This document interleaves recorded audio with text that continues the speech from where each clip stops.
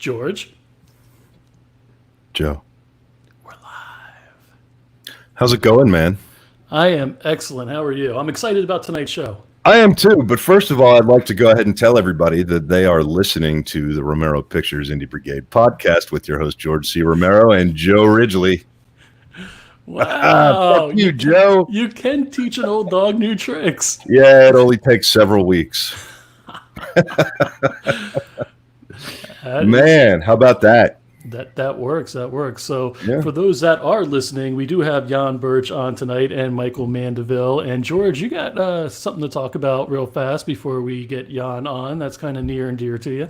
Well, I certainly do. I think what I'm really excited about kind of pushing here in the beginning of the show tonight is the Scare Tactical line that we've put up on our merch store. Scare Tactical features its designs all by our friend and author of The Devil is Into Details here at the Romero Pictures Indie Brigade, Ian Steyer.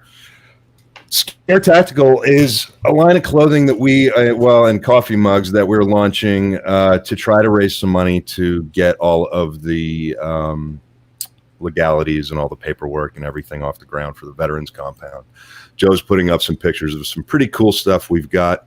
We've got Scare Tactical, Fuck Your Reboots t-shirts. We've got If I Die, Film It. These are all messages that we feel are important to the Indie Brigade and the punk rock spirit of everything that we're trying to promote here. And so if you want to get some cool-ass merch with some cool-ass messaging and help us, help vets, that would be great. So you can do that over at romeropictures.com/merch. And check it all out. Everything you buy, a portion of everything that you buy goes directly into an account to help us help veterans through the Veterans Compound and get that thing off the ground. So that's the big thing I wanted to talk about. The other thing is we should probably break down all the shows that we've got. I know you have a graphic of that really quickly. Of course I do. These are all of the arms of the Romero Pictures Indie Brigade at this point. Films used to be dangerous. Everybody remember that. We've got the Indie Brigade, which you are watching and or listening to now. We've got the Drone Cav with probably the best drone guy you could ever ask to learn things from, Terry Gerald. He's phenomenal at what he does. He's a regional expert for all of the official flight stuff. And organizations that I don't know enough about to speak about, so I'm going to stay quiet there, but learn everything you can from this guy because he's a drone genius. We've got the Nasty Nation with Chuck Nasty, which is a dear friend of mine, and a great audio podcast for you to listen to. The Devil is Into Detail with Ian Steyer, the artist behind Scare Tactical and all of the new logos and look and feel of the Romero Pictures Indie Brigade brand. And then finally, we've got Weird Wonderings with the Wagner Wiles with Lance and Samantha Wagner. We love Lance and Samantha. They are an amazing couple, and the way they watch movies together as a married couple is interesting, to say the least. So I hope you tune in and watch that. And as always, in the middle there, we had the good old Blame Joe. This is a message that's bigger than everything. It's bigger than the brigade. It's bigger than all of us. This message needs to spread globally. Blame Joe. If something goes wrong at work, there you go. Take your coffee mug. Blame Joe. You didn't do your homework on time. It's not your fault. Blame Joe. How's that? That was spectacular. Thanks. I've worked on it for a really, really long time. And speaking of which, we're actually on time right now for once, which is impressive for us. That must be some good producing. Yeah, we got to get the name of that guy. Yeah. So what I'm going to do now is I am going to you're going to introduce Jan, and then after you do that, I'm going to dip out for a couple of minutes. Great. Jan, how are you? I'm very good, thank you. Just have some water. Good. Everybody meet Jan Birch. Jan Birch is a phenomenal friend of the brigade.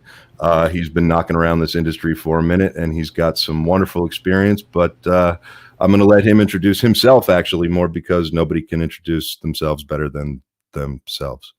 Hi, I'm Jan Birch. I'm mostly known for being the stairmaster in People Under the Stairs. I actually had the very fortunate opportunity to work with Roger Corman on my first feature film, Slumber Party Massacre 3.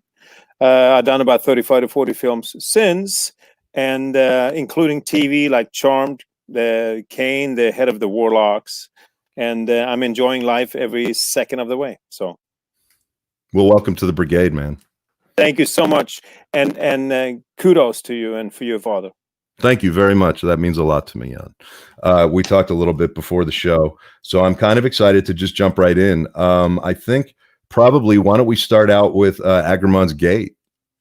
So you said you've been doing a lot of podcasts to push this.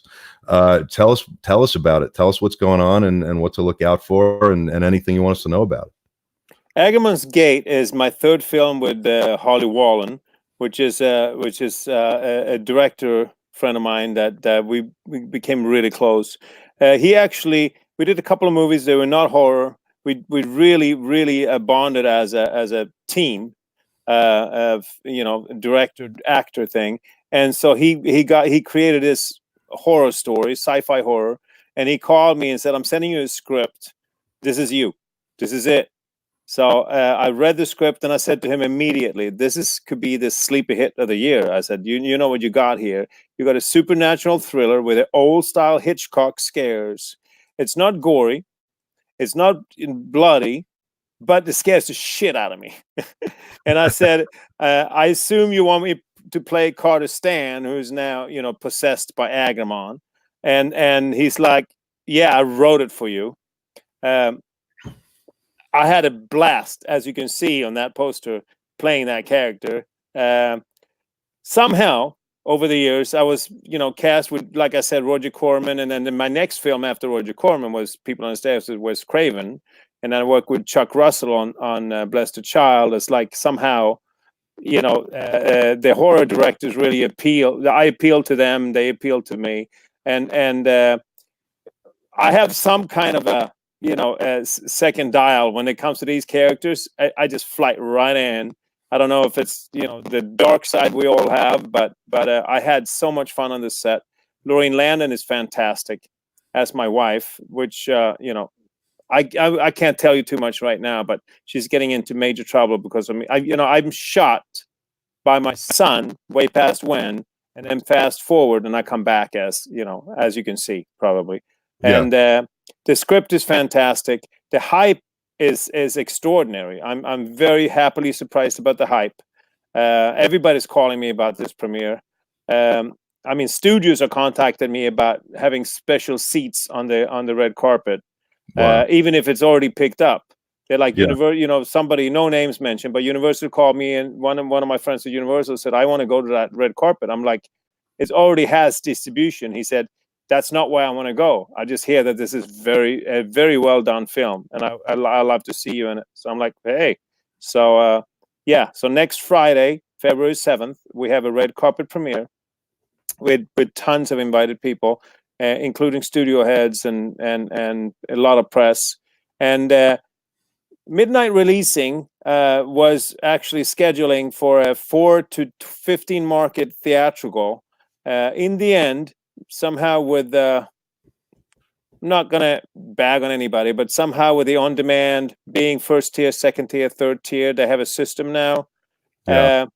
They decided to give out most of the markets. So we opening up in LA, and then they're just going to see what happens and then blow it out, hopefully. And if not, it's on VOD in all markets on February 11th. Okay. So they actually decided to not go with the 4 to 15 markets and just in LA. Yeah. And then they're just going to ride on the press and marketing of that. That's pretty bold, man. That's pretty awesome. Yeah, no, it is bold.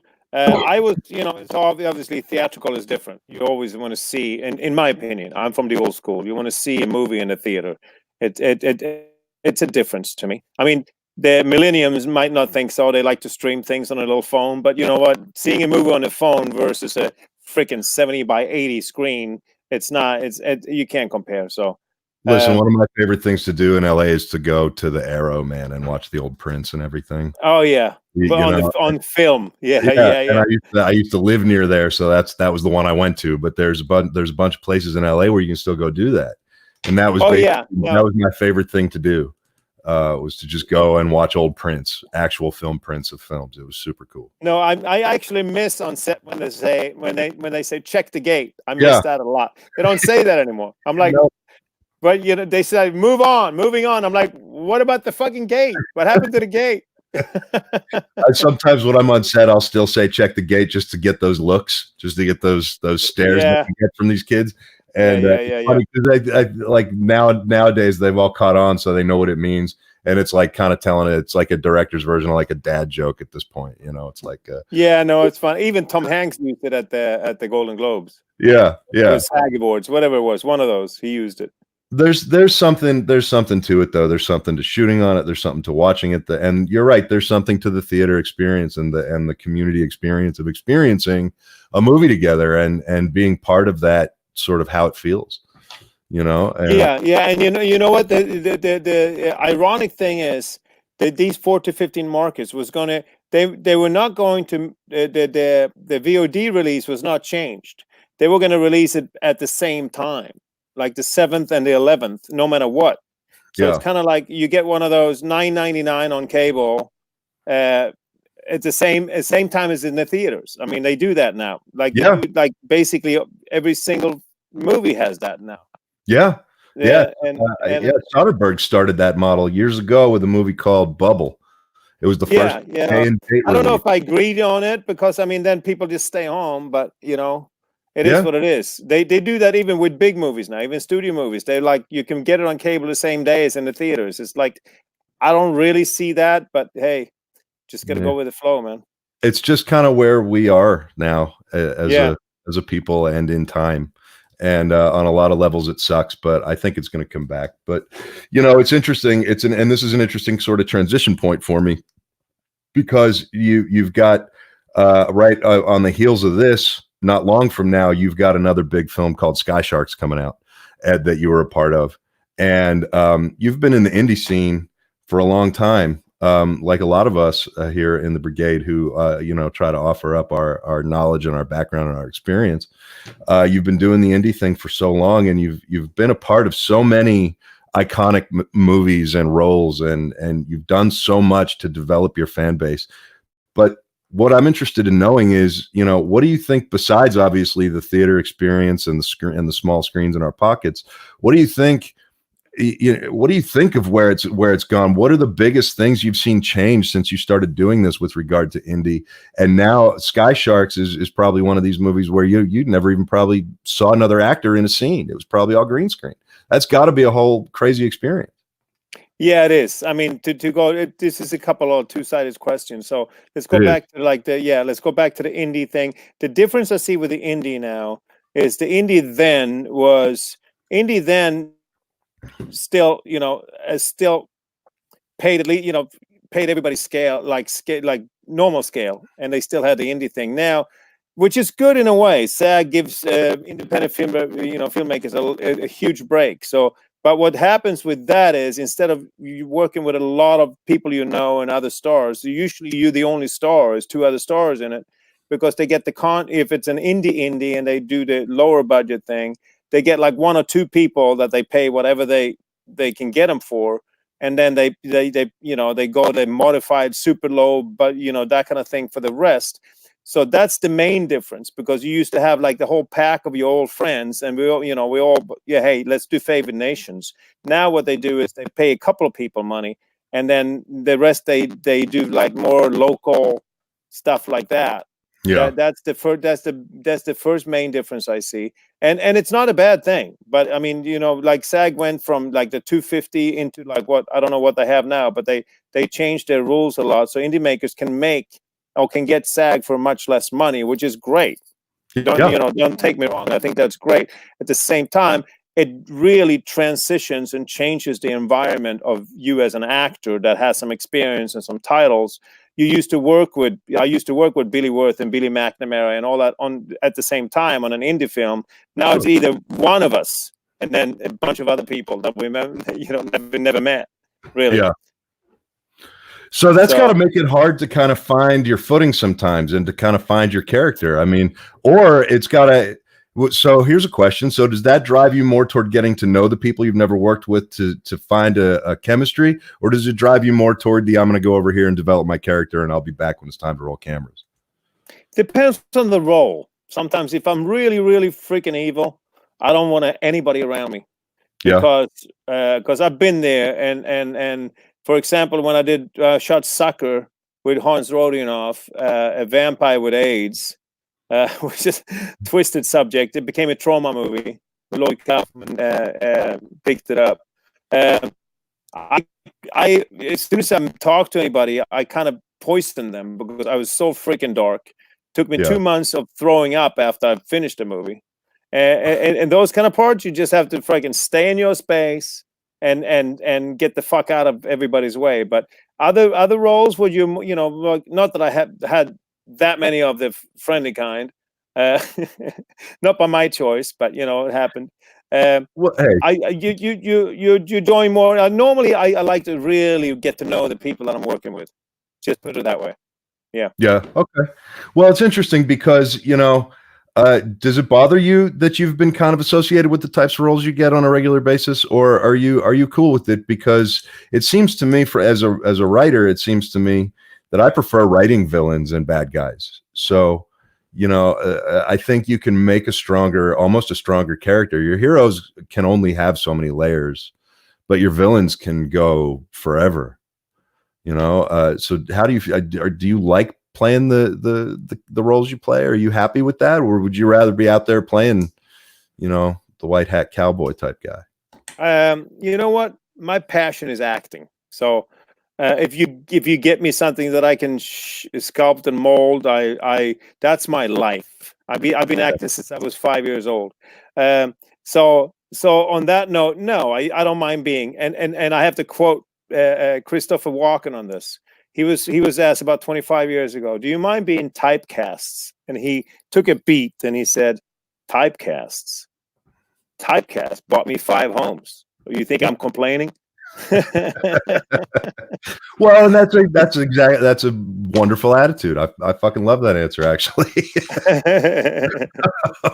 You know, I mean, that's kind of how I feel. If God, you know, God bless, if they let me keep acting and people keep calling me and booking me, you know, I love to do comedy. I've done some drive comedy. I've done some comedy on TV. I did Brooklyn Nine-Nine but it was more, you know, it's a serious villain, but he was funny. You know, it's a dry comedy. I don't mind doing comedy. My dad did a lot of comedy, but you know, whatever comes to me, I'm not the kind of guy who said, now I have to do this, now I have to do this, I have to stick to horror, I have to do comedy, I have to do drama, I have to do studio films only, blah blah blah.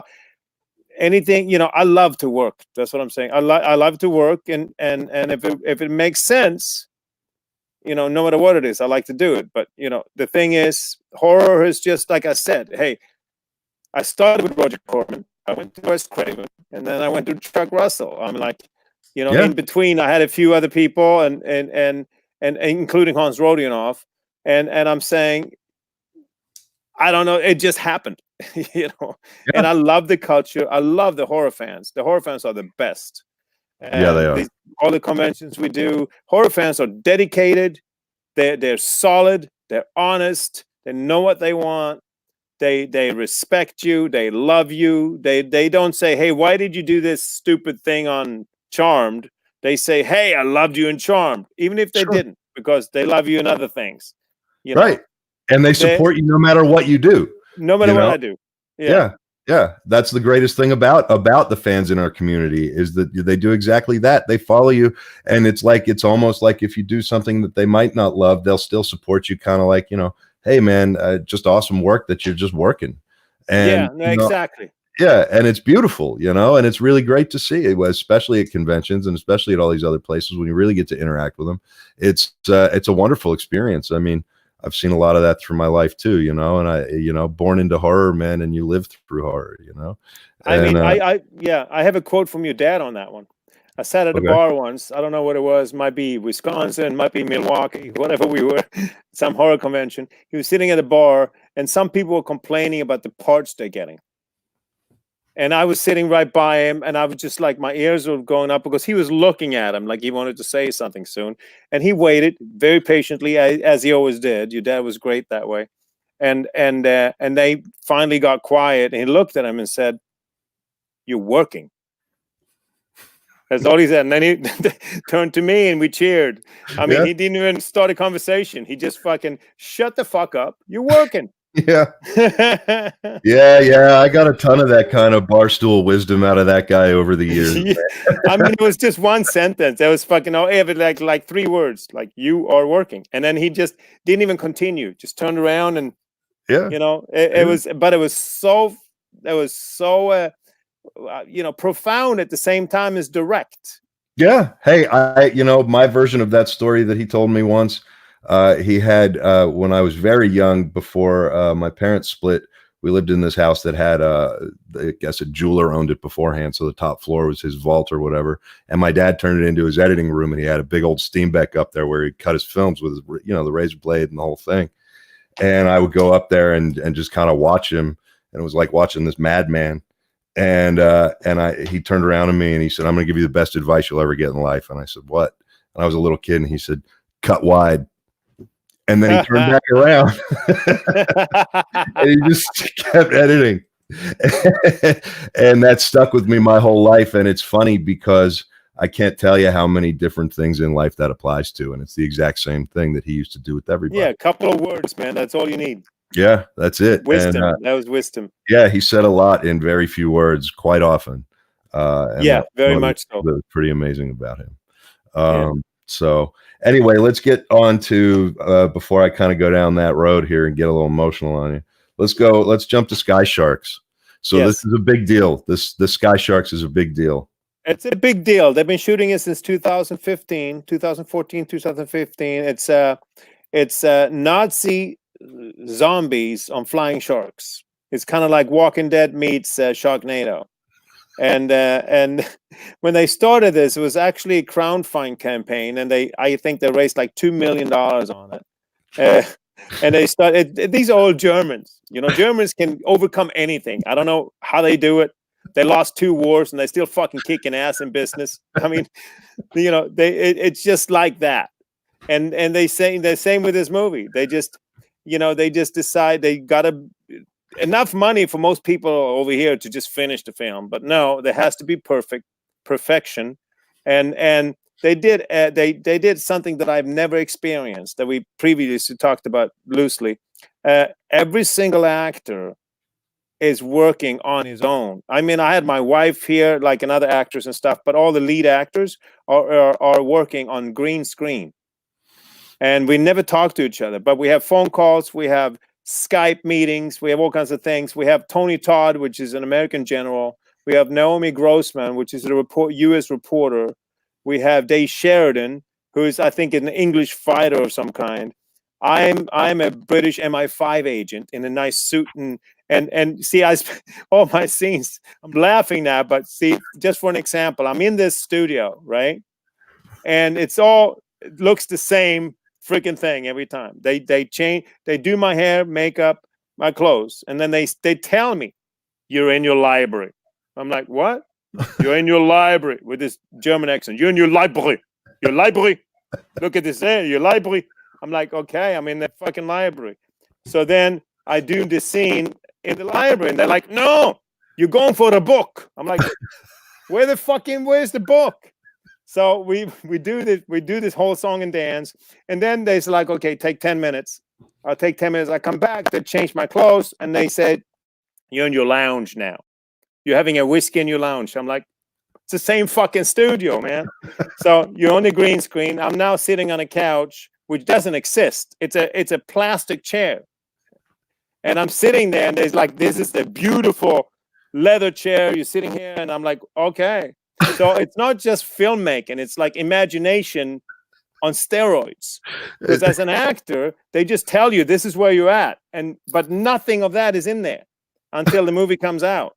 So I did like 4 or 5 scenes like that, and every time they're like, "Okay, now you're in," and it's a different thing. And then I talked to Tony afterwards, and Tony's like, "I'm fucking nuts. What's happening here?"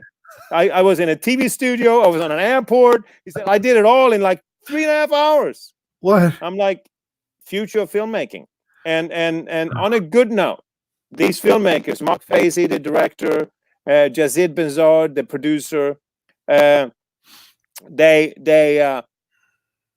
raised a lot of money on crowdfunding. They went to Sony Germany, got some more money. They went to all kinds of people. They shot some stuff. They shot some trailers. You should check out the last teaser trailer online. 2009. It's like it says Sky Sharks trailer 2019. That's the last one.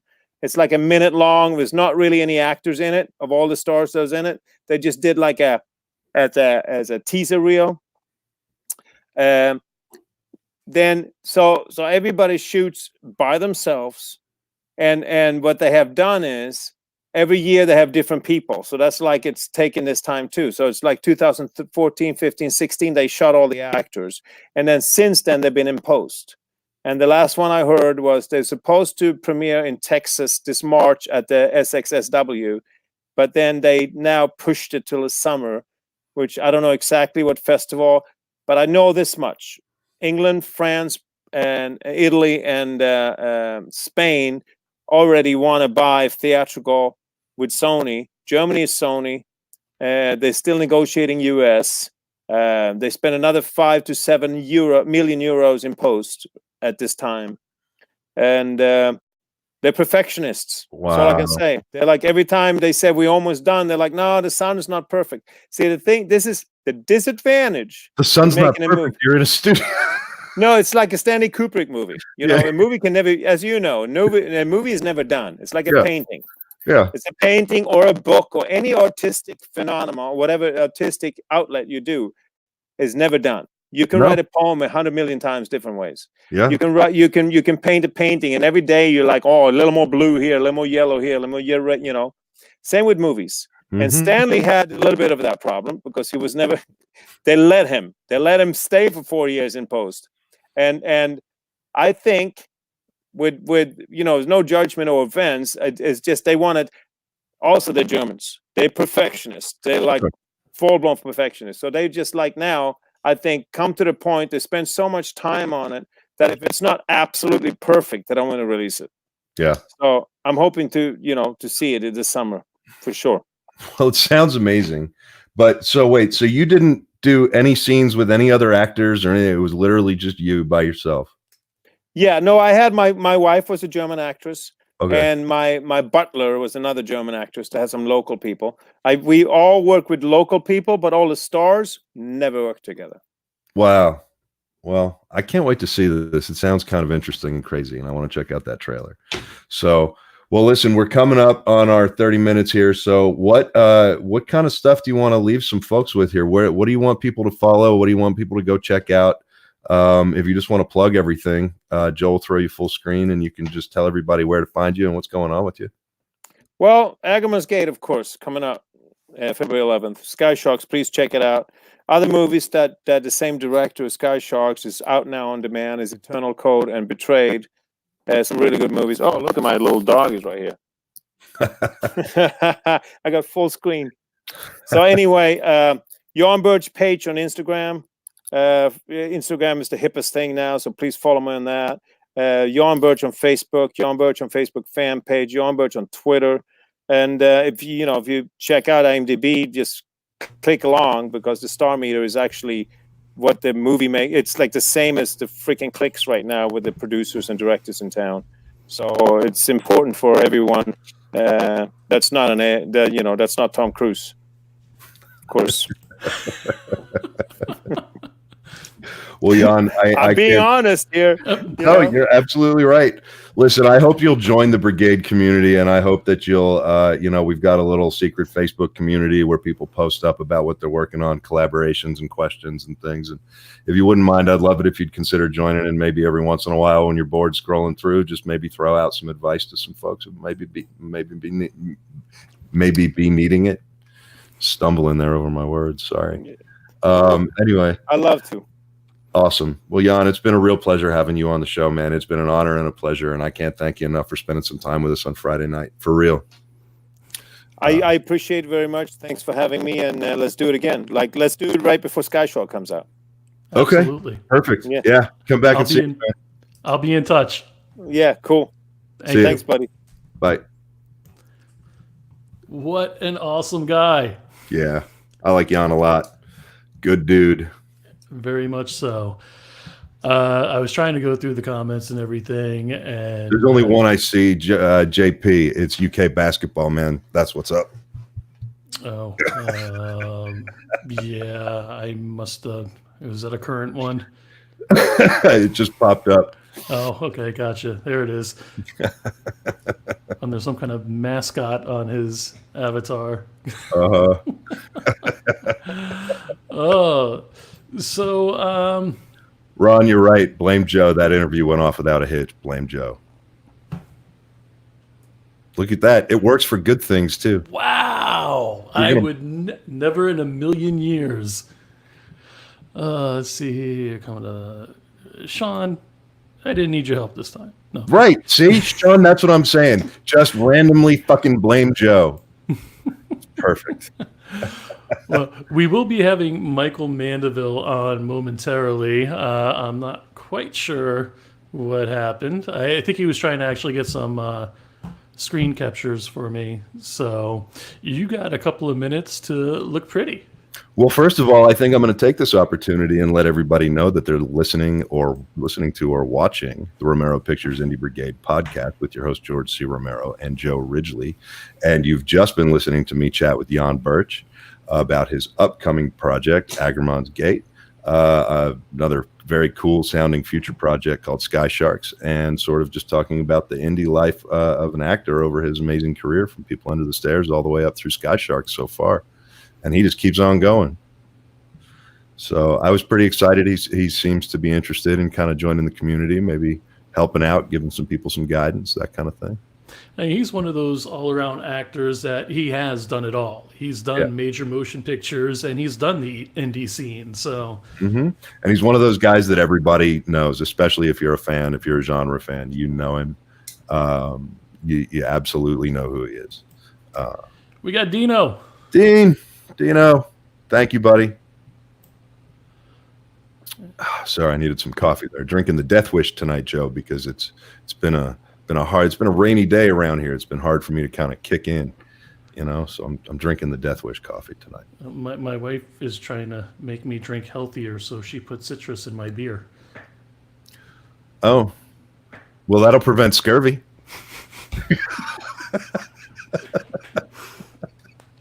Touche. Well played. Almost ruined the mic, but hey, what the hell? Well, it wouldn't be the first time that mic was ruined. All right, man. Let's see. How can I fill this time? How about fuck you, Joe? Is it Tuesday?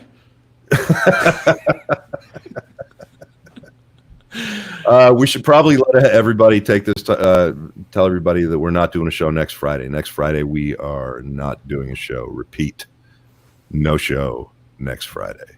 But I may do one without George. Huh? I may do one without George. Yeah, well, I might go do a bunch of shows without you too. I might just do shows in my backyard without even a camera.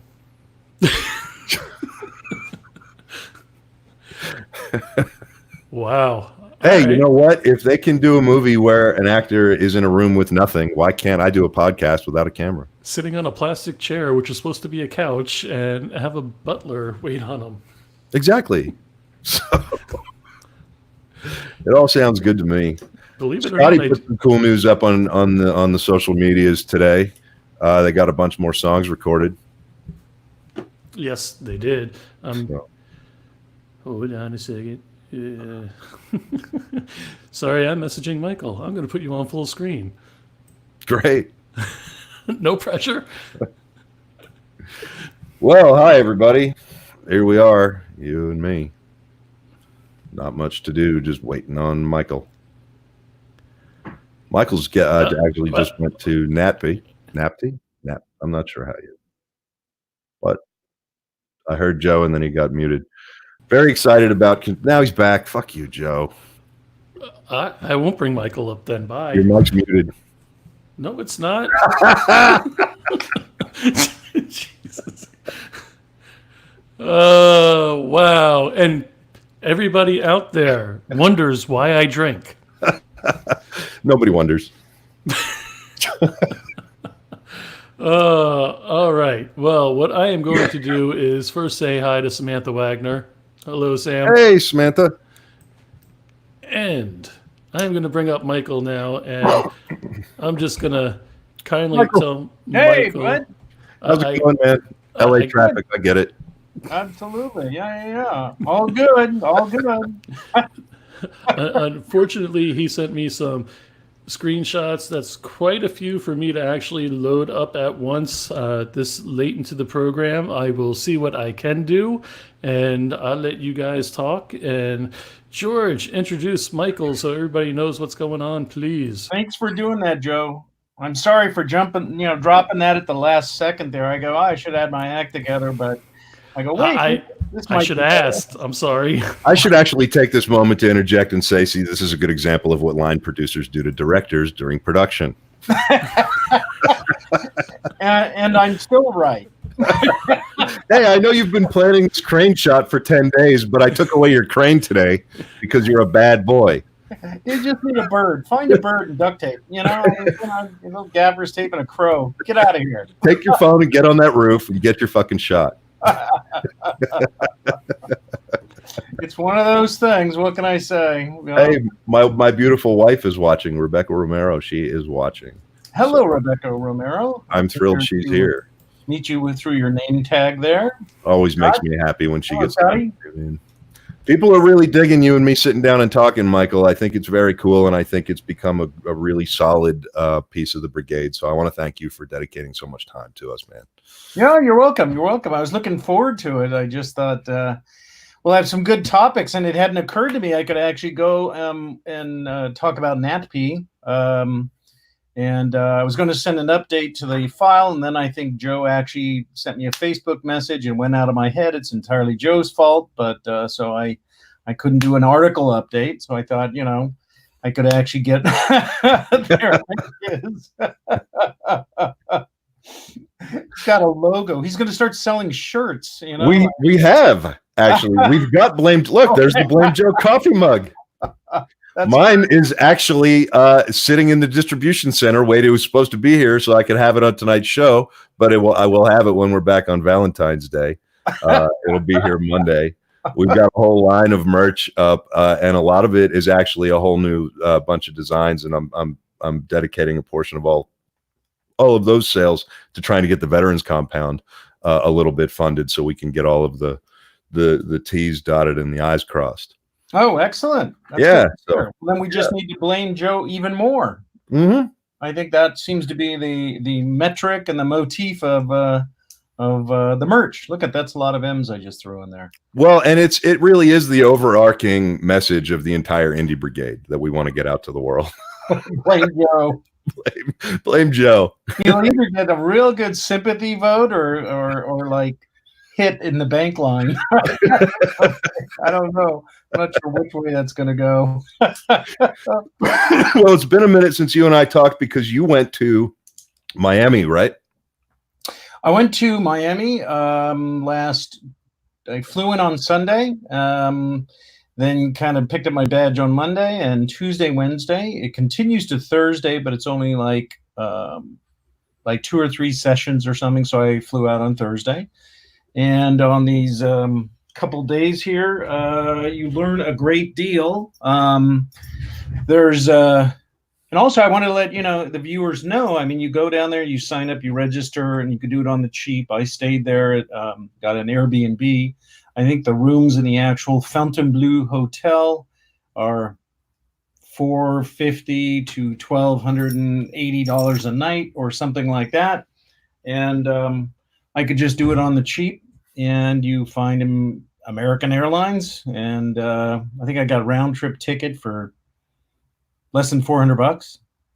So, but what do you get out of that is a couple days there, and I loaded up the schedule, see what Joe's going to be able to do with that. But as you and I have talked, even when I talk about my son, he said wants to be in the film industry. I said, no, you don't. You want to be in the media industry. It's a significantly different thought.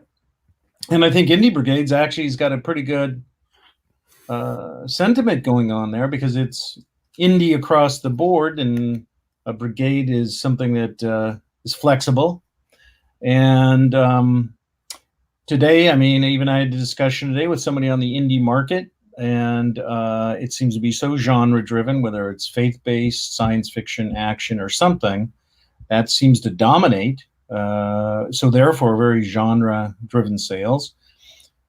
But you can actually do things like make a feature that is in essence an elongated proof of concept for a TV show. And that's something to consider. I mean, if you really are practical, or you want to be artsy, whatever you want to do. But I think that there's some merit in that if you're looking for building a career, to have that thought process. NatP, a couple days there were very enlightening. We talked about how the UK really is leading a great deal of quality television. It's kind of the doorway to the continent in some ways. Even with Brexit here going on, it's still high quality, a different voice. I think that there's a standard American fare, almost a cookie cutter you could see in American television. At least I can. I go, oh, somebody did a find and replace on some crappy TV show, and now it's a new one, and there you go. And that's what I'm seeing. So when you see stuff over there, you see some unique voices, and it's kind of nice that way. I like that. Well, you're talking about a matter of perspective, and it's interesting because you and I have talked for hours and hours about this stuff, but just the way different audiences watch things, for instance, you don't watch content the way audiences watch content. I don't watch content the way audience watch content. You know what I mean? Sure. It's impossible once you've seen behind the curtain to the degree that you have, or even to the degree that I have, which is not even close to yours. It's unbelievable how you look at the stuff that's made in America, that's made by the studios, made by the networks, and you literally can just see how they just take pieces and put them. It's like building blocks, and there's some guy in an office somewhere, and he says, okay, we've got multicultural family A and multicultural family B, and they live next to each other. And then what blocks are over here? Oh, there's, and that's all that it is. And, I think that's why things really stand out. And it's interesting that the UK is sort of leading that because, I've always looked to the UK for a good standard of television style content. I mean, even back as far as shows like Lovejoy, I remember watching the original Lovejoy show. Yeah. They've always kind of had something when it came to their episodics that America never really was able to achieve with the rare exception like stuff on HBO and the gold standard. But it's an interesting way to look at it, and an interesting place to look for inspiration. And anyway, sorry. No, I think you're right. You have a couple differences. One is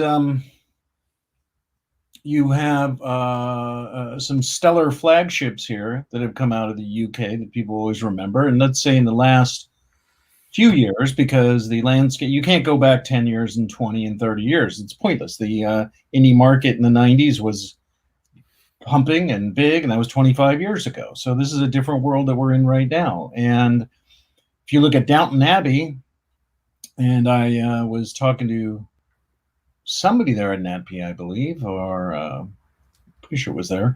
And then what happened is Downton Abbey was made.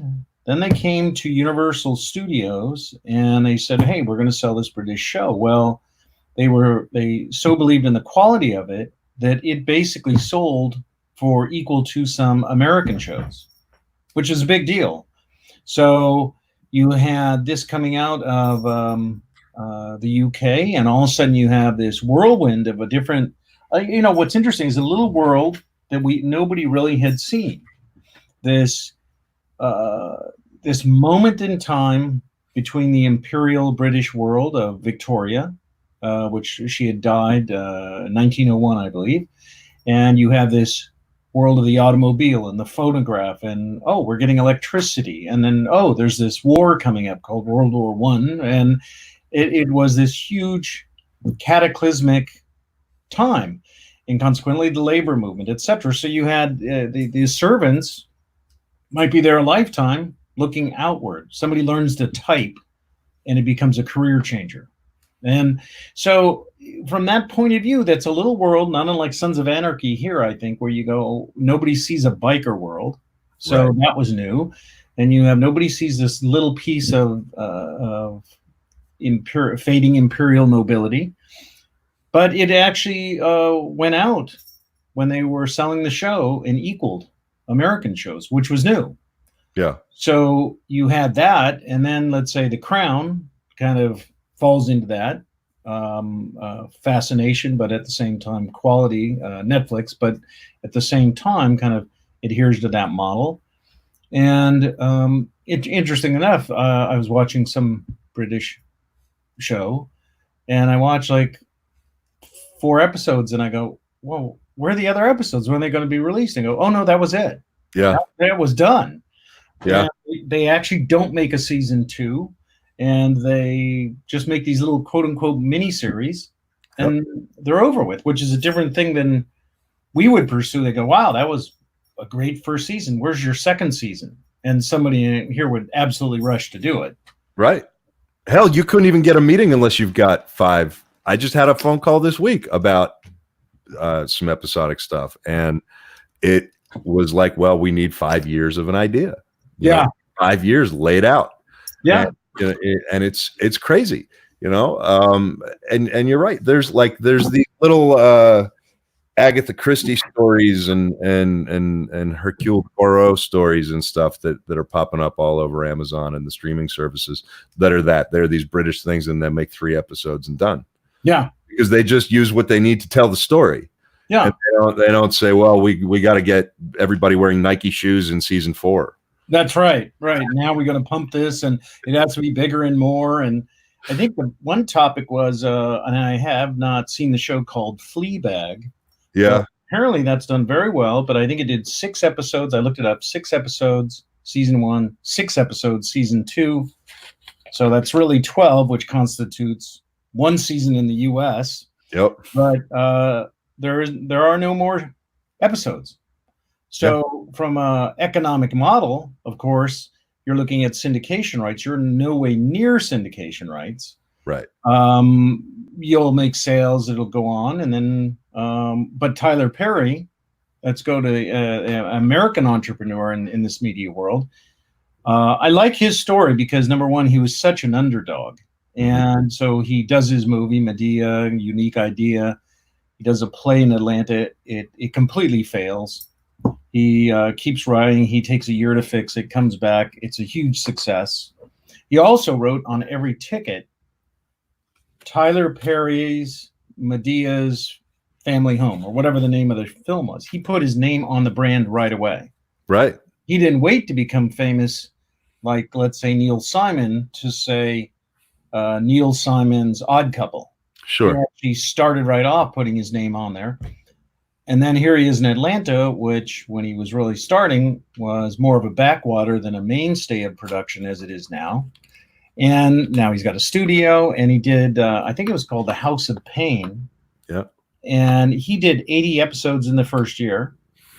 So he basically did 4 years in 1 year. So now he could take that and go right into syndication on year 1. Yeah.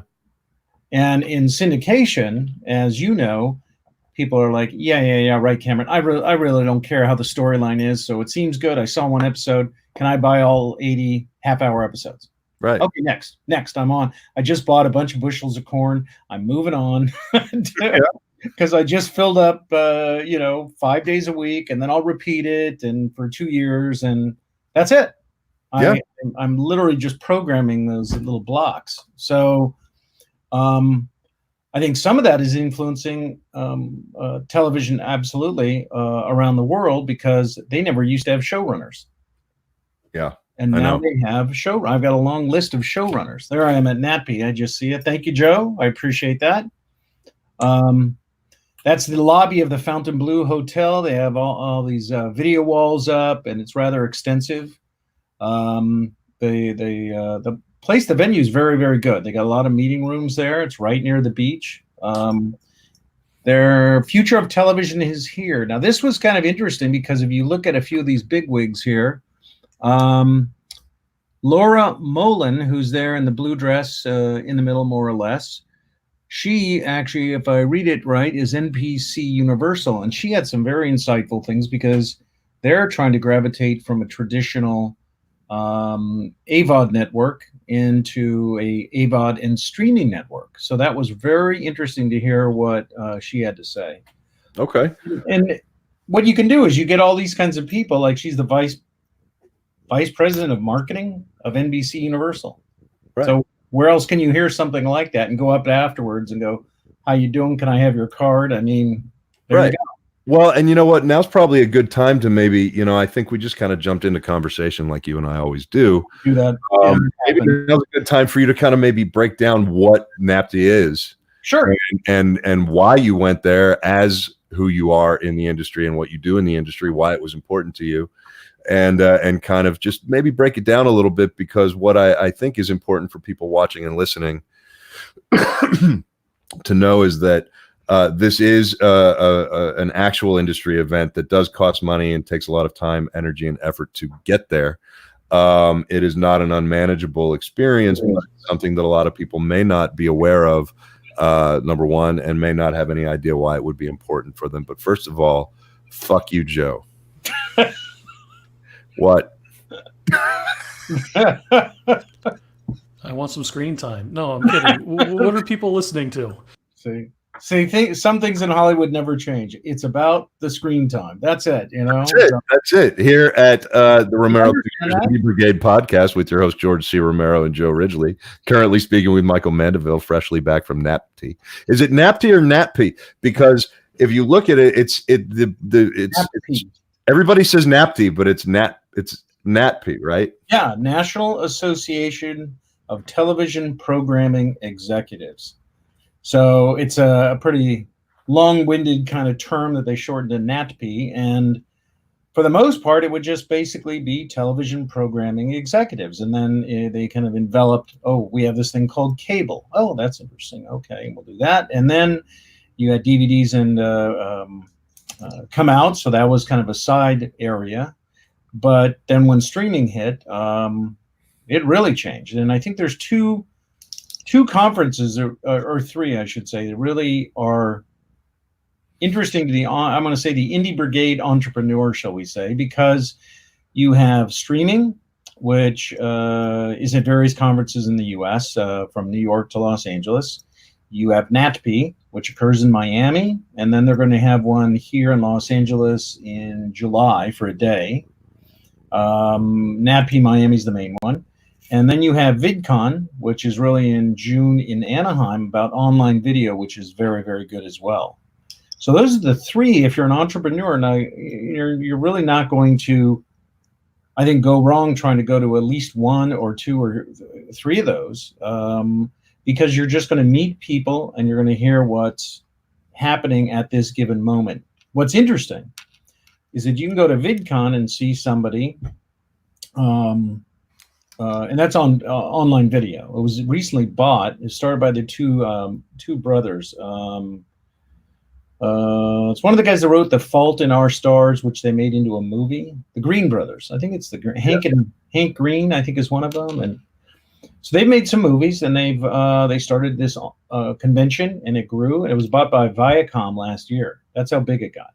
Jeez. So they have VidCon Australia, VidCon Netherlands, I think, VidCon Los Angeles. So, and there's Ron just saying it's great for the YouTube generation, right? And a lot of that YouTube generation spills into streaming. That's where they're looking for the talent to go, we need something new. Again, those executives that just do a find and replace on a script isn't cutting it. So the same thing's kind of spilling from, let's say, VidCon into NATP, that new people and new ideas, traditional whether it's AVOD, which is advertising on demand, or SVOD, subscription on demand. Right. And this year I thought was very interesting because you had a guy named doing, as you and I were speaking about, Pluto TV and Tubi, right? So I think it was the CEO named, I want to say William Levinson or Kevin Levinson or something. Whoever's the CEO, I think of Tubi was there. And he had a very interesting term called subscription fatigue. So by his, which actually, if you think about it, you say, well, I've got Amazon Prime and I've got Netflix and I'll get another one or two. And that's kind of the manageable limit, if you think about it. Yeah. But people are getting all of these little micro ones now. That your Disney Plus, you've got there's a DC one now. Yeah. I mean, there's so many of them now. Plus your music ones, it's ridiculous. But your streaming subscriptions can easily dwarf your just regular cable bill nowadays. I think so, and I think if you're a parent and you're going to get Disney Plus right away, that's all there is to it. I mean, that's like or you're going to lose your mind. So they have the optimum place there to like put the kid in front of the TV or the screen or the whatever and just be covered. Right. So that one actually, and I think they went out and within, what did they have, 10 million subscribers in 2 weeks or something? Like the day one. They had day one, but they came out with the Disney thing and the Mandalorian. So right. And so I mean that was like a recipe for printing money. Yeah, and that's exactly what it is. And so it's what, $7 a month, more or less, for the year or something like that. So what are you at, like $70 million a month? And I mean, they actually did a valuation of it, and according to all, if they did a valuation of Disney, took away all the theme parks, everything except the cable, and the valuation was that the cable outfit, somebody was speculating, was worth $106 billion already. Good Lord. Now that's because they dumped how many 20,000 hours of content, plus the signups, plus the future, plus the potential. So, but even in that, Tubi, what's interesting is that people talk about subscription fatigue. So when you go there, going back to your question, I want us to derail too much here, and I'll try not to. Sorry, it's you and I will do that all day long, so I'll be more guarded here for your viewers and your audience. But so when you're in this world of the streaming, whether it's VidCon streaming or NatP, it's about TV, it's about streaming, and about the model that's changing. Now, what's interesting, somebody pitched you go there and you have different kinds of shows. Now you're doing it, you're woodworking. You and I talked about woodworking. And one thing that was a good takeaway was the idea of formats. So if you have a format of a show that's you can replicate to other territories, this is a very fascinating element. And I've got 3 of those. The beauty about that is if you have a show and you could take it and indeed make it a success and replicate it, you get paid for each territory that it's used in. So if a show on woodworking might play well in Indonesia, as well as, let's say, some 5-6 countries in South America and Europe and wherever, Cameron's going to make money from each of those shows in a readily recognizable format. That's right. So this is a great opportunity, because at the same time you're building a brand of the woodworking show or whatever it happens to be. So I set in a couple sessions like that, and we're hitting kind of an interesting golden age of documentaries. A number of people have used that term, but I think right now there is definitely a hunger for nonfiction content. I think it's because so much of the fiction content we've seen in either features or TV seems somewhat forced to me. We need, and like I said, it's genre driven, so I understand that. But I think sometimes people, why are how-to and do-it-yourself videos so popular? People like to improve themselves, and I think they get that out of nonfiction that they can't get out of fiction in many, many cases. Well, yeah, and it's hang on a second. What, Joe? Oh, I don't know. You guys get on my case constantly that we don't pay attention to any of the questions or statements, so I figured I would not interrupt and politely wait until you guys came up for air to try to hit some of those. Sure. I mean, I'm Fine, Joe. Fine. Go ahead. For sure. I'm trying to act annoyed. I can't be annoyed, Joe. There's some very valid points on here. Wheels is saying, CBS has their own streaming service and they have Picard on there, but it was just found for free on Pluto TV. That's a good question, because I think a lot of people I think it's going to go more towards AVOD because of the subscription fatigue, and that was indeed something somebody brought up a number of times. So, well, AVOD is the whole cornerstone of the Indie Brigade distribution model that Dean. Yeah, you and I spoke about that. Yeah, so I mean, this is really something that we should dive into. I wish Dean was on tonight to jump into this conversation too. Well, I definitely think when they cross-pollinate, you're going to pick up viewers that are going to be on Pluto that you might not get on the, you said CBS, right? Yes. Yeah, but it's on their CBS All Access thing, which is their own paid subscription base. Yeah. So I mean, and how does it even end up on when you're dealing with CBS, there's got to be a legitimate way it showed up on something like Pluto TV, unless Pluto's starting to stream. Well, they could have also seeded 2 episodes. I don't know how many episodes are up there, so that'd be a good one to ask your associate. Oh yeah, that's actually a really good point. They probably did put up 1 or 2 for free. 1 or 2 episodes. Yeah, like a drug dealer. Yep. Yeah. You want some Picard? You want some more Picard? Now you got to pay. Now you got to cough up the dough. That's right. We got Klingons to pay off. Here's one. Tubi is crushing Netflix and Hulu regarding low-budget indie films. It is huge and is going to get much bigger because no subscription fatigue. Yep. That's exactly the point. That's exactly what we're talking about. That's right. With our distribution model and what Michael's bringing up right now with the AVOD stuff. And they got 20,000 hours or 20,000 movies, whereas Netflix is 10,000. Yeah. So that's a significant player. And, when it comes to economizing, and I mean, I don't know how many times I see something in the theater and go, it'll be out on Netflix or someplace soon enough anyway. Sure. There's very few times I want to go to the theater. They actually said the average person goes to the theater in the U.S., I think, 5.4 times a year or something like that, or maybe even less, which is not a lot. And I've had this more and more, this phenomenon where I watch and I will see something new, but I'm not intrigued enough to actually watch it.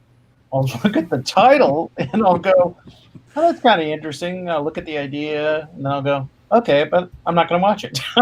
Right. But see how much of that is from the fact with, what you and I have seen and been around for so long of our lives and careers. I can read a synopsis and I can basically judge the budget based on the artwork and some of the screenshots. And I can say, okay, it's about a talking pizza who partners up with a New York detective. And, I get it. I get the whole movie. I get what it is. I just wrote that script.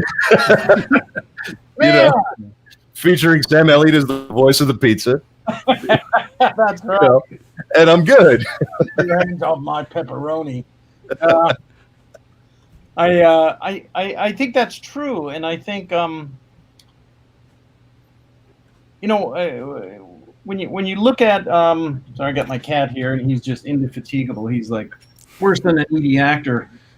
But it's subscription services, so he gets subscription fatigue. That's right. That's exactly it. That's exactly it. But we got the two new cats, and they're just capturing us. So while you have cat problems, JP was saying do-it-yourself stuff like Sean and I are doing are also more relatable to, he meant the common person. I think that's true. I think JP is right because I can give you an example here. And I mean, I was really grateful for this when I took my car in, and this is the power of YouTube, of course. I took my car in and the key and the ignition. I'd have to crank it and kind of turn it and still wouldn't turn the car over.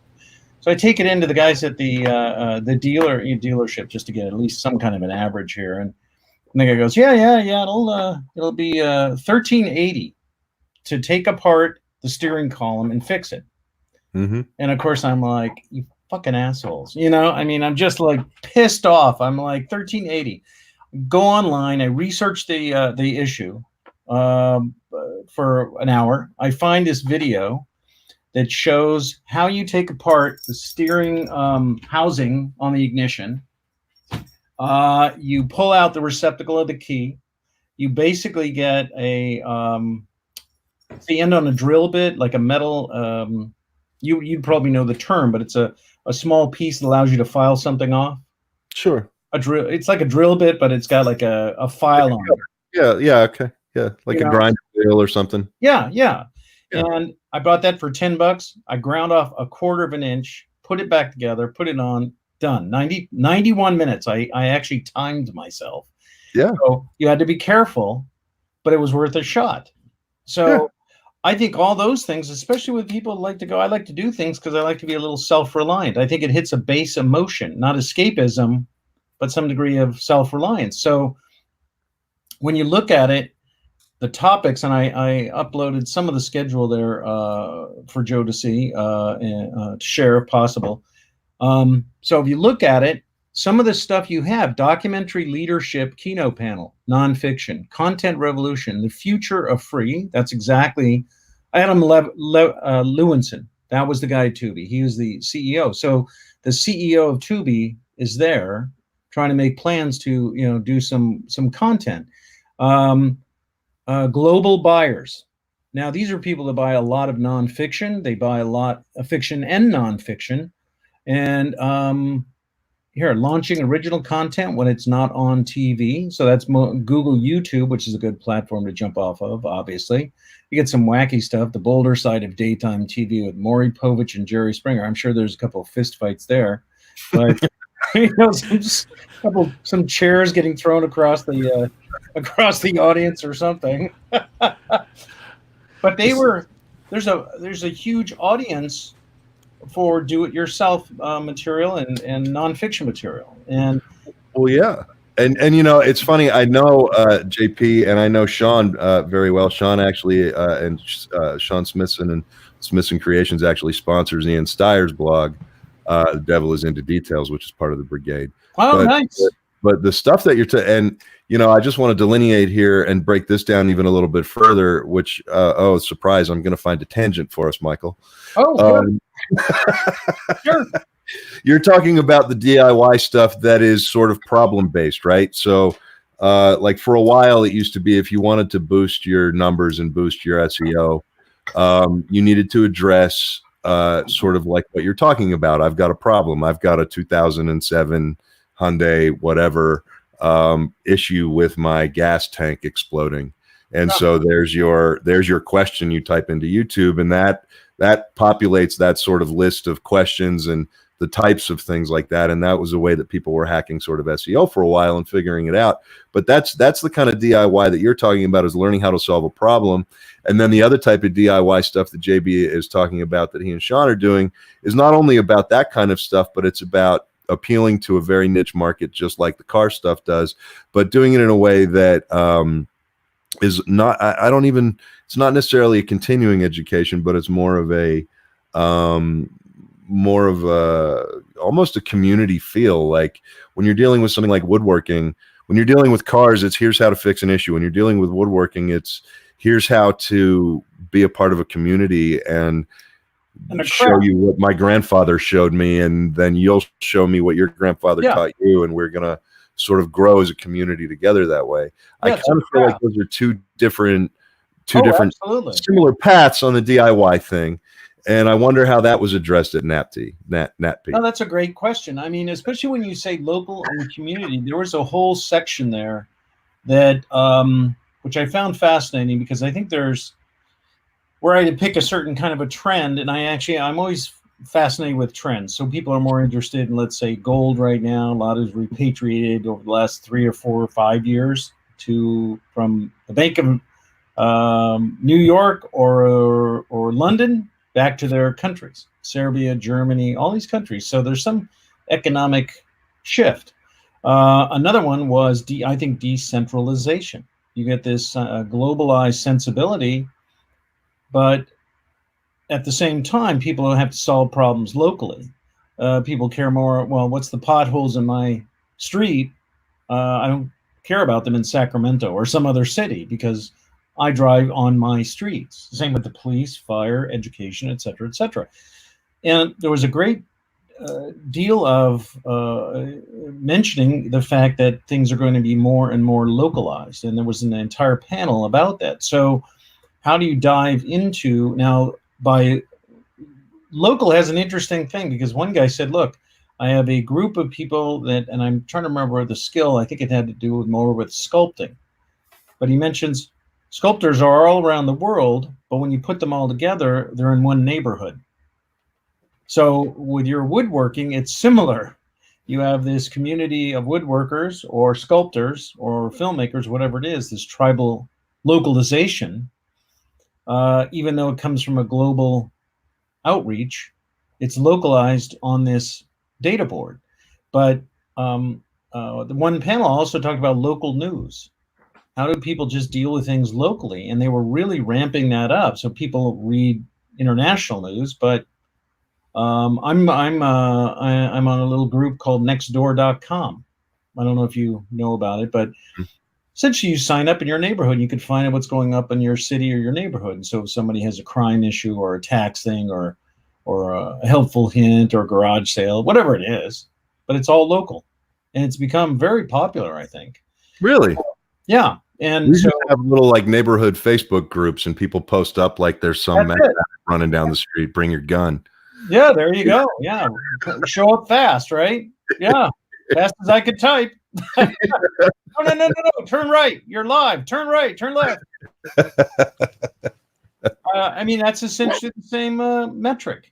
I think people do that and they get support. And a lot of times people ask about, might seem mundane issues, but it's real about apartments, friends, references, babysitters. I mean, all sorts of stuff. So it's a little bit of a Craigslist, neighborhood Craigslist, I guess might be a good way to put it.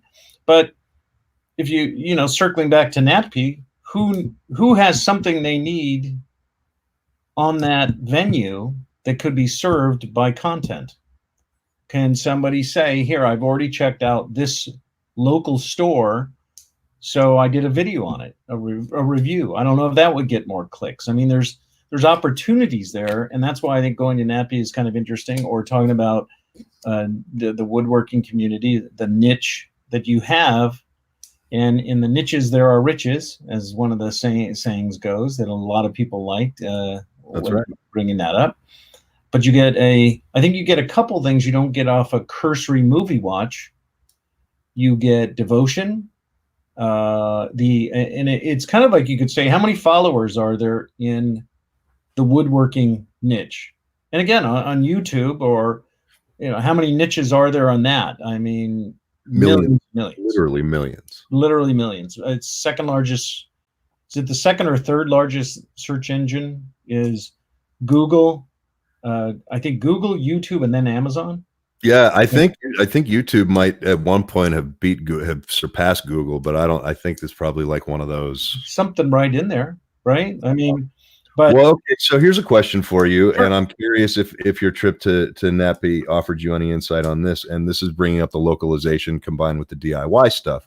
So now we've talked about DIY content and different various types of DIY content, and this localized sort of audience and viewing community, this localization of globalization, right? But that's for DIY. How do you do that with original content that isn't educational, right? So how do you do original narrative content, scripted content, right? And how do you bring that into that localized niche? Well, of the entire world. Sure. NatP, I think, was going to have, and I mentioned 3 conferences: streaming, VidCon, and NatP. And I bring those all 3 together because I think they serve different points of entry. They have different experiential levels. If you're going to fly to Miami and go meet these people, it's more formalized traditional TV structure, branching into streaming, open to entrepreneurial bents a little, on a scale of 1 to 10, maybe a 4. Okay. If you go to VidCon, well, it's really entrepreneurial online video, period. That's entirely its focus. Not even television, really.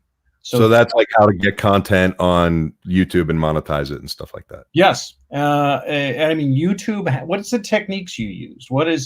One guy was great because he said, look, if I'm going to put in material, and you can go to VidCon, it's the cheapest of the conferences too, by the way. It's right next to Disneyland, basically. It's the Anaheim Convention Center. I think it's $200 for 4 days. You can't get cheaper than that. Yeah, no. The parking is $800 a day, but that's another story. But you get one Disney ride with that. Disney ride, and you be happy then. So, but it's you pay for that, but at the same time, if you go to those, which is coming up in June, like I said, they deal specifically with what your question is: scripted content. And how do you gain an audience? And many times, it is going to be that outreach. For example, I did a show. I've got 10 episodes now. They're short form content, 12 minutes. Beer pong coach. Okay. Yeah. So beer pong coach. In fact, I'm going to see. I wonder if I could send that to Joe. I'll share. Let's see if I got the poster here. I'll see if I can share it. While you're doing that, I'm going to just tell Paul that we're going to get to his question in a second. He has a good question. Any advice on pitching original content to these places? Absolutely. So we will get to that, but I don't want to derail you. I will say that, if you're going to do online content, I would tend to say that you want to go to VidCon to try and promote it. Now, one guy would say, I'll give you one example. He said, look, I'm going to promote this content. He gave me a couple ideas. I took pictures, photographs of behind the scenes and some staged shots of the actors. Then I'm going to take them and make some memes that are actually going to be them in a comic book format and send those around. Now, it could be highly topical. What's happening today about,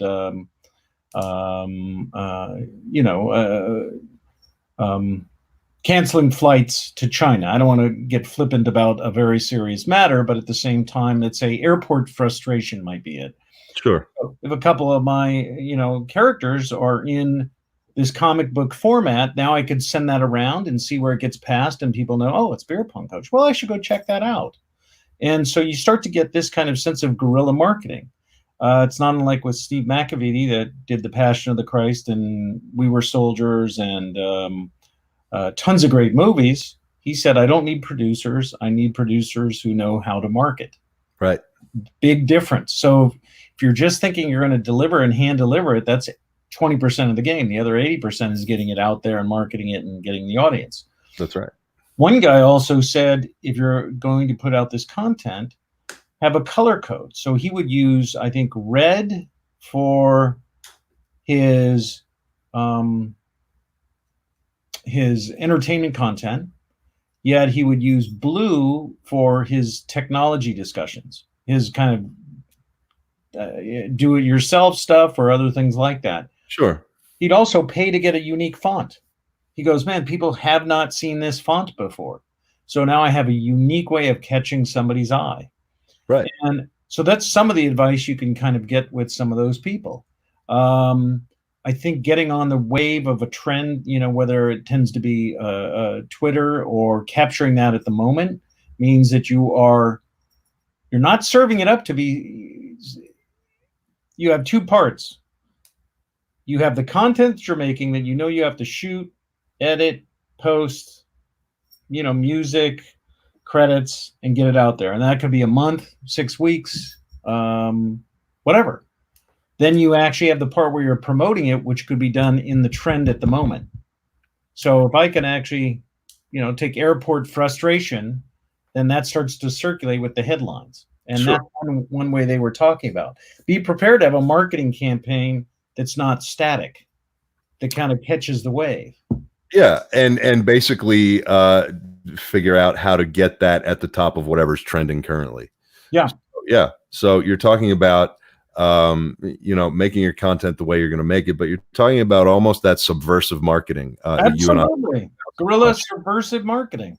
it's like people don't talk about this a lot, but one of the companies that we mentioned that has that streaming service with 10 million on day one used to pay artists. I don't know if they still do, but they used to pay artists to do like anti-Disney stuff. So if you if you ever saw any like big production lines of say like a Mickey Mouse thing with like a pierced ear or like those were actually subsidized by the rat. No kidding. And that was always one of my favorite stories about subversive marketing, was that they did this kind of stuff because they actually penetrated the subculture and the anti-Disney culture without by people thinking they were saying fuck you. They were actually buying into some guy in their marketing department sitting in the basement going, no, let's pay the people who hate us. and that's not a surprise, is it?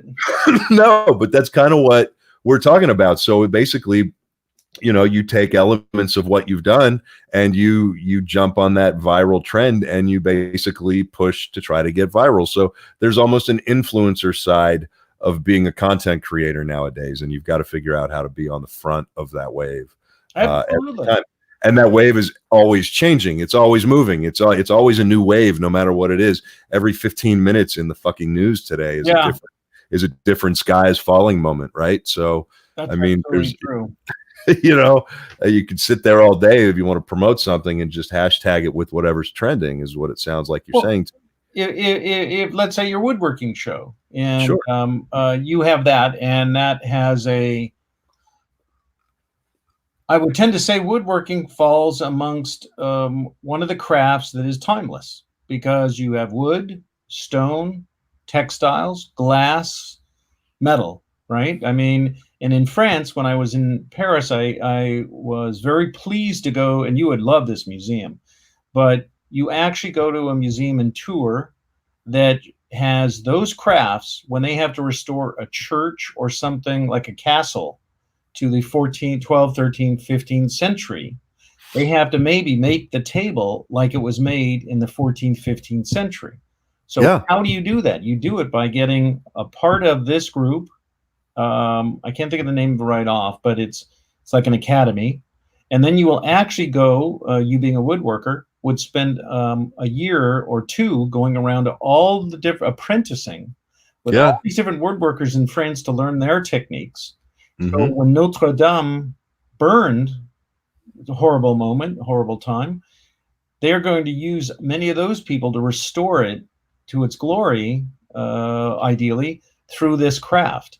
Now, what's interesting, you would love the museum because they recreate everything from shoes to glass to locks to weaponry to some of the most arcane pieces. You're like, wow, that's stunning. Yeah, I would love to see a place like that.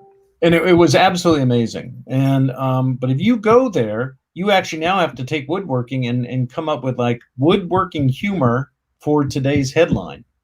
Right. And you say, well, might be something like, well, I think, that politician needs to grow some wood and we know how to cut, That's the best part about woodworking, is so easy to go below the belt with your comedy. That's it. It's such a good cheap shot that, and immediately you get the whole man crowd, like jumping into that one.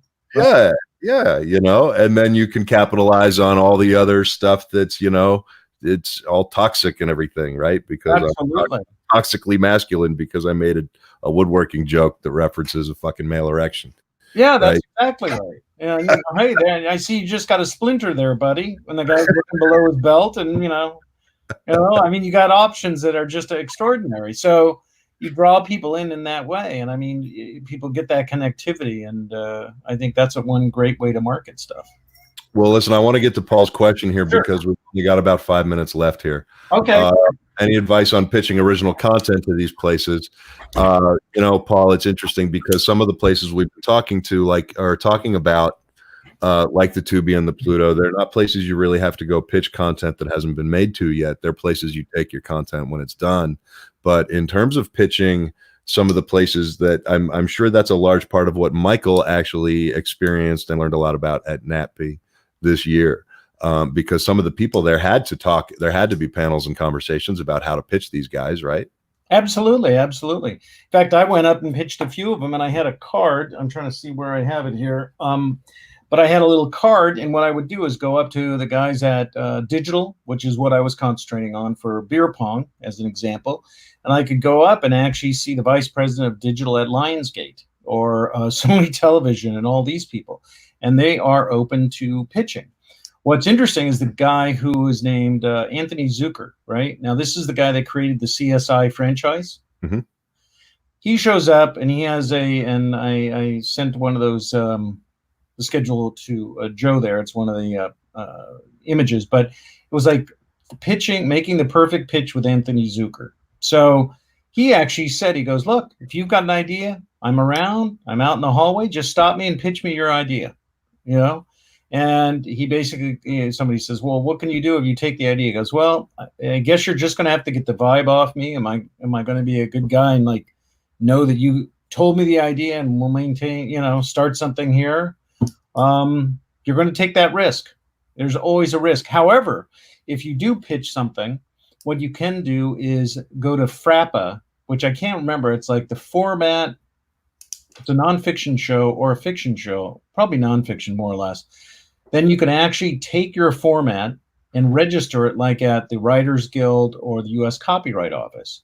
So now a lot of the people that are buying formats in other countries will see if Frappa, if you've registered your show there, they know that you put it on the radar that it's your show, your format, and they're less likely to go around you to steal the idea. It's easier just to buy the format than be ostracized by their fellow media producers. Yeah. So, but when you're at NATPE, and you can go up to a fair number of these people to do this.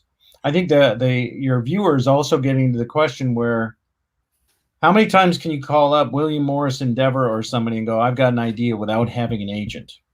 And that, of course, is the issue.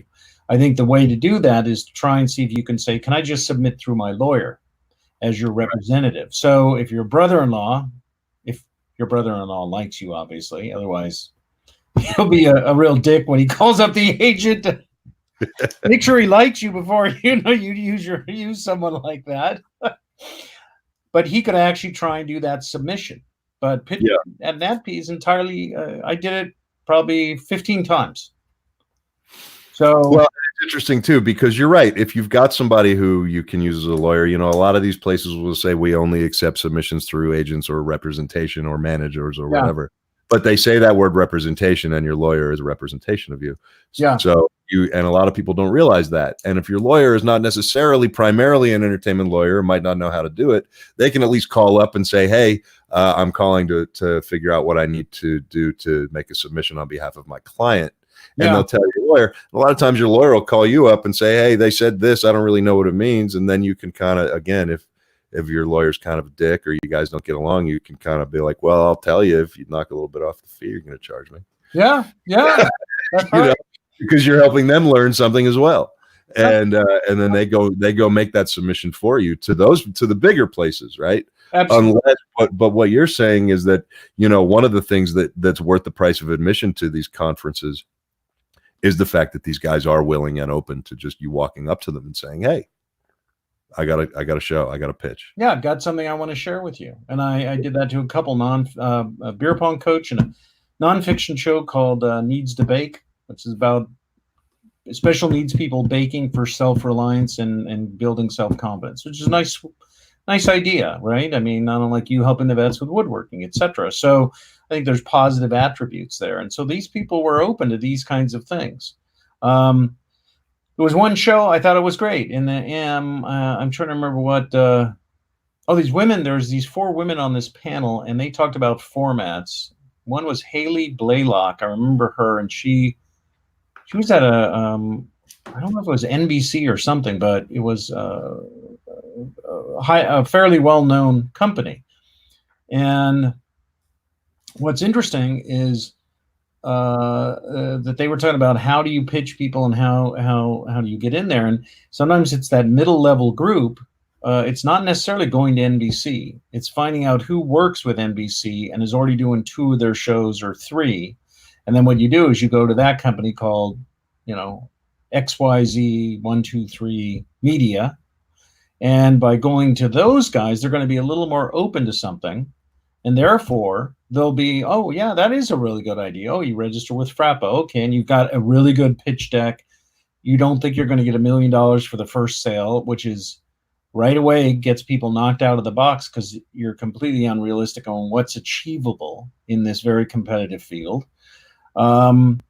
And that actually is a good intro because NBC would trust XYZ123 Media, whatever that company is.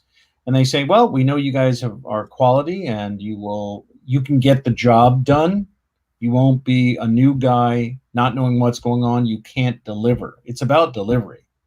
Yeah. Can you deliver the final product is such a huge overriding question to so many of these executives. Because they're going to put money out and then put their reputations on it, and then it's not going to happen. They're in trouble. That's right. That's right. And for those who are watching and are curious about Frappa, it stands for the Format Recognition and Protection Association. That's it. And it's frappa.org, FRAPA.org.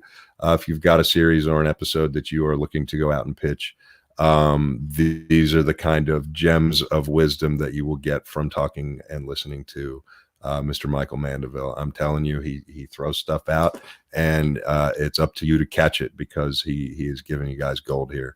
If you've never heard of Frappa, if you've never been to the website, seriously pay attention and listen the fuck up. So, listen, Michael, with that said, as usual, I feel like we're having to cut this short, even though we are very capable of going very long here. So listen, next time, hoping there'll be a next time. Hoping there'll be a next time again. As always, I miss you. I love you. I love that we get to sit and talk and look at each other. I've really enjoyed our reconnecting here after this last year or so, and this has been great and a lot of fun, and I'm really enjoying it a lot. Yeah, me too. And I'm thrilled to have you part of the Brigade. And then you've got some stuff coming up, right? You've got actually a seminar you're doing.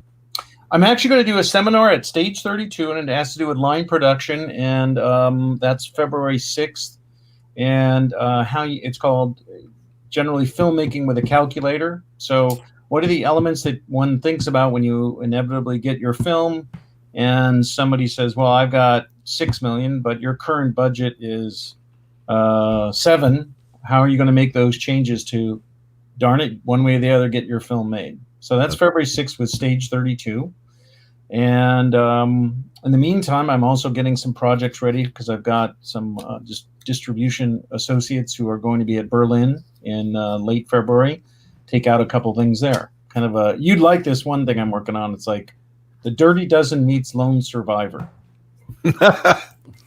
I already love it. I know. It's I'm writing the humor in there. So it's really great. And that's set in Morocco, where in the U.S. it would be $13 million to shoot, more or even more, 13 or 14. In Morocco, it could be 6.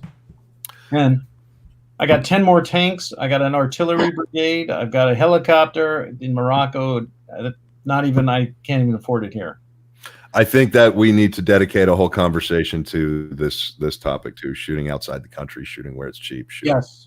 Absolutely. So let's put that on the books as something we'll talk about. Well, one thing I'm going to have to ask, though, because Terry is here right now. Hey, Terry. Terry. There's a drone behind Michael, and Terry is our drone guy. So, Terry, identify the drone if you're an expert. No, I'm kidding. But got a couple of people that want to say thank you to Michael for being on. Thank we you, got JP. JP. We've got Libby. Libby Thank and her you, husband Libby. Matt are great. Well, we got some muscles going. So, and we got our buddy Scotty. So, Thank you, Scotty. Appreciate it. You are just spectacular, and again, a wealth of information. So. Well, I'm glad you guys enjoyed it. I always enjoy talking to you guys, and I'm I'm really glad to share with people because it's kind of this. It's more like a military campaign. You have to kind of you can plan the battle, but you don't want to battle the plan. You have to say, "Wow, I'm getting some more information here I wasn't aware of," and that's a unique area. And if you really want to work in media, you find places where you're going to make money, so you can play the long game. Yeah, you hope for a good spike here of stardom, something or other. Terry is right; it's the DJI Phantom series. But you can work on that, but at the same time have some way to make money and find your enthusiasm, and don't ignore the other formats. In many cases, there's three nonfiction formats I'm going to ramp up. I think they're all going to be great format shows, and why not? And once they start running, it's like a little machine. That's right. So that's kind of like the Indie Brigade is starting to take on its own. That's right. You know, I mean, what started out as me and Joe having a conversation has started to take on a pretty impressive life here that I'm thrilled with and proud of. And if we play our cards right, man, we're going to turn this into a movement, not just a podcast. Absolutely. I think there's great opportunities these days, great potential. It's you guys should be at think about going to VidCon because you're already thinking about it. Yeah. So, and it's funny because the conversations that you and I have on here, if people could listen to the conversations you and I have on the phone, they go on for hours and they're like this, but they're just back and forth of stuff. And it's crazy. And I'm just so happy to get to share this kind of experience with everybody and that you're willing to do it with, I've known you for so long now, and I'm just so proud to learn from you and to talk with you. Thank you. That's very kind. I think that we vibe on so many things, and I'm looking forward to everybody getting an opportunity to kind of benefit from the conversations that we have back and forth, man. Absolutely. Count me in. Awesome. So anybody listening, if there's something that you want to learn more from Michael about or me about and want to go into some serious detail, feel free to head over to romeropictures.com/mentors and book some time with one of us. We're happy to go into a little more private detail with you guys if there's anything you want to talk about. They're not fan sessions. They're not pitch sessions. They are for legitimate questions, legitimate stuff you need help with, legitimate stuff you need help figuring out, and stuff that you might need people to mentor you through. We're here to help. Sounds good. Yeah, so that's it, I guess, right? Thank you so much, Michael. You got it, Cameron. Joe, thank you very much, guys. Thank you. We'll see you next time. Okay. Bye. Bye. Wow. I mean, a wealth of information, no doubt about it. I'm telling you, man, from the time Michael and I met in LA and a buddy of ours introduced us and said, "Hey, I think you guys should meet. I think you'll have something to talk about." Well, like 3.5, 4 hours later, at the bar at this place called Guido's, the buddy who introduced us was like, well, I'm going to leave, guy. And it's just been like that with him. And he's one of those guys that even though life gets in the way sometimes and we don't talk for several months, sometimes when we do pick up the phone, it's like we just talked yesterday, Nice. So it's cool. What do you want now? Besides the fact that you're listening to the Romero Pictures Indie Brigade podcast with your host, George C. Romero and Joe Ranchley. Yeah, I wanted you to do that a half hour ago. I did. No, you didn't. Oh, fuck you, Joe. Close enough. I got the list pulled up. Okay, so Joe's going to read a list of where you can find the Indie Brigade podcast with your host, George C. Romero. And again, for those that don't want to see our mugs, we are syndicated on iHeartRadio, Spotify, Apple Podcasts, Google Podcasts, Pandora, TuneIn, RadioPublic, and Breaker, and more to come. Boom. Was that my radio voice or no? I don't know. And we do have Twitter, Instagram, Facebook, and for those that are listening and watching on YouTube or just listening or watching on Facebook, go to YouTube, hit the subscribe button. It helps us out immensely. Yes, please. And don't forget to go to romeropictures.com, sign up for the newsletter. You'll get 10% off the merch store.